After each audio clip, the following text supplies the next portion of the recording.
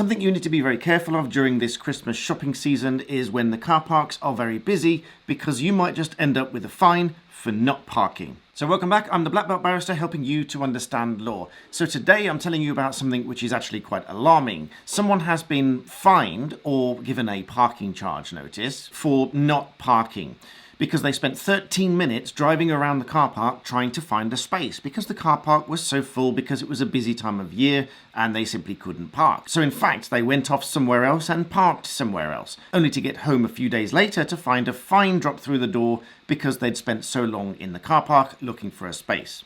The appeal was refused because they didn't believe that they didn't actually park, whereas in fact they had parked somewhere else. Now in that story they said that they paid the fine because they couldn't be bothered with the hassle of a further appeal. Now, me being one for justice and righteousness, I would probably have appealed the second time, or I would have gone to court to argue about it, because I just don't think these things are right. If they genuinely haven't parked, they shouldn't be paying a parking charge or a parking fine when they didn't park. So next time, if you are in a car park and it's very, very busy and you're driving around a long time, again, I know it seems onerous to take evidence and details of everything you do throughout your day, but if you want to avoid the situation where you've got a fine and you're struggling to challenge it, I would suggest that you make sure that you keep evidence that you've parked somewhere else.